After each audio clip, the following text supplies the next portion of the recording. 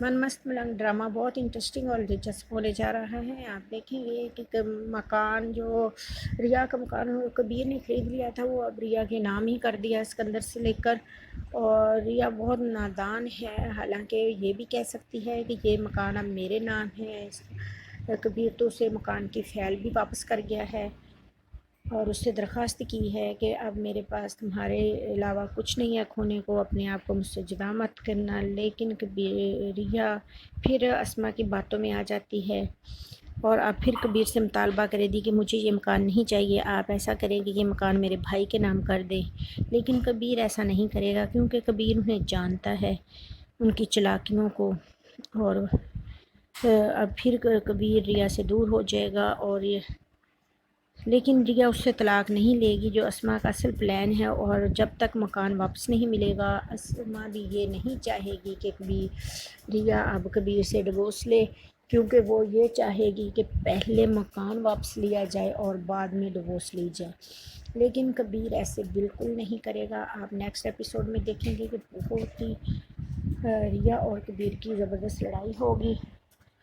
اور کبیر پہنچ جاتا ہے ریا کے گھر ریا کے ہاتھ کی بریانی کھانے، اور یہ بات اسما کو بہت ناگوار گزرتی ہے اور اسما کا بس نہیں چلتا کہ وہ کیا کرے، کیونکہ وہ جس گھر میں بیٹھی ہے وہ اب کبیر کا ہے اور ریا کبیر کے نکاح میں ہے، تو اسما بہت بے بس اور لاچار ہے، یہاں تک کہ وہ کبیر اس کے سامنے اس کی بہن کو بریانی کھلا رہا ہے اور خود بھی کھا رہا ہے، اور اسما دیکھتے ہی رہ جاتی ہے کہ یہ میرے گھر میں کیا ہو رہا ہے، حالانکہ وہ تو کبیر کو اپنے گھر کے آس پاس دیکھنا نہیں چاہتی تھی، اور اب جب اس کا کوئی بس نہیں چلتا تو وہ پھر سے ریا کے کان بھرنے شروع کر دے گی کہ آپ کبیر سے ڈیورس مت لیں ایک دفعہ اور اسے یہ گھر واپس لیں۔ اور ناظرین، اگر آپ میرے چینل پہ نیو ہیں تو پلیز میرے چینل کو لائک کریں، سبسکرائب کریں اور بیل آئیکن کو پریس کریں تاکہ میری نیو ویڈیو آپ تک بآسانی پہنچ سکے۔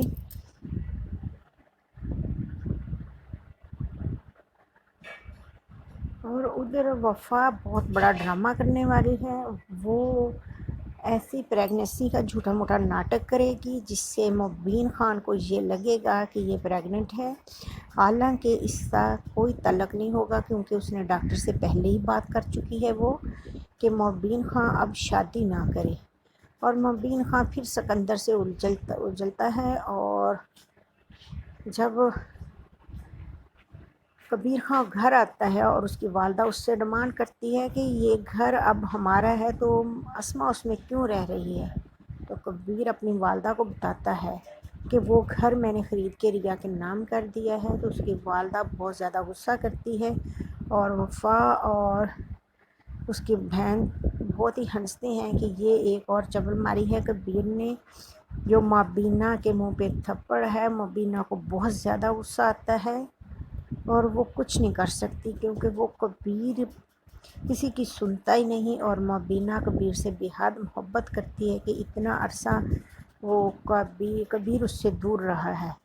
اب اسکندر اور اسما یہ پلان بنائیں گے کہ یہ گھر واپس کیسے لیا جائے، اور اسما اسکندر کو ڈانٹتی ہے کہ سب تمہاری غلطی ہے،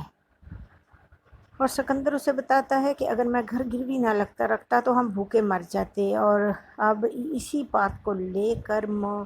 اسما ریا کو بلیک میل کرے گی اور اسے کہے گی کہ